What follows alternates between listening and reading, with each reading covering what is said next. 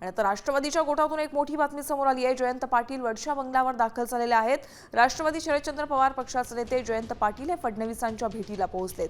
तटकरे आणि प्रफुल्ल पटेल हे देखील या भेटीसाठी उपस्थित आहेत। आपण थेट जाऊया प्रतिनिधी सूरज मसूरकर यांच्याकडून अपडेट जाणून घ्या। सूरज, आपण पाहतोय तटकरे, पटेल आणि आता पाठोपाठ जयंत पाटील देखील वर्षावर पोहोचलेले आहेत। काय घडतंय नेमकं वर्षावर?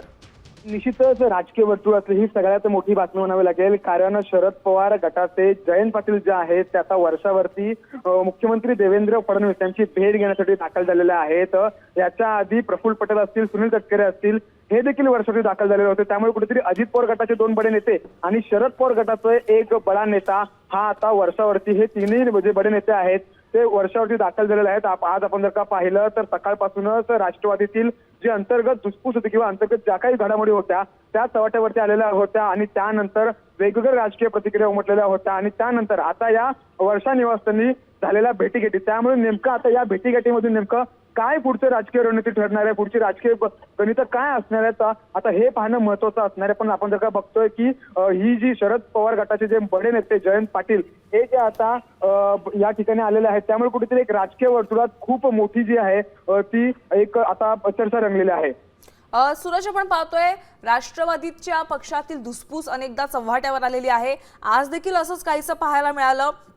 पक्षातले वाद मिटवण्यासाठी भाजपच्या मंजुरीचीच नेहमी का गरज लागते? निश्चितच जर का पाहायला गेलं तर आज दिवसभर ज्या काही घडामोडी घडलेल्या होत्या, पक्षांतर्गत धुसफूस ज्या होत्या त्या चव्हाट्यावरती आलेल्या होत्या आणि त्यानंतर आता तोच प्रश्न जो आहे तो कुठेतरी वर्षा निवासस्थानी मांडला जाणार आहे का? पण जर का असं पाहायला गेलं तर शरद पवार गटाचे नेते जे आहेत जयंत पाटील हे देखील आता दाखल झालेले आहेत। त्यामुळे कुठेतरी आता तर्क वितर्कांना उधाण आलेलं आहे, कारण एका ठिकाणी राष्ट्रवादी अजित पवार गटातील पक्षामधील धुसफूस ती देखील मांडली गेली जाते का, हे देखील पाहणं महत्त्वाचं आहे। आणि त्या दुसऱ्या ठिकाणी जयंत पाटील वर्षावरती नेमकं कशासाठी आलेत हे कारण अद्याप गुलदस्त्यात आहे। त्यामुळे कुठेतरी आता या भेटीगाठींना जे आहे ते अधिकचं वजन आलेलं आहे आणि म्हणून कुठेतरी आता नेमकं यामागे काय होणार आहे हे पाहणं आता महत्त्वाचं आहे। सूरज, या आधी देखील आपण पाहिलेलं होतं राष्ट्रवादी अध्यक्षपदाची निवड होण्यापूर्वी देखील तटकरे असतील, पटेल असतील वारंवार वर्षावर जात होते आणि आता तर आपण पुन्हा एकदा पाहतोय काहीही झालं तरी तटकरे आणि पटेल असतात ते वर्षावर दाखल होतात, फडणवीसांसोबत भेटीगाठी होतात, चर्चा होतात। नेमकं काय घडतंय?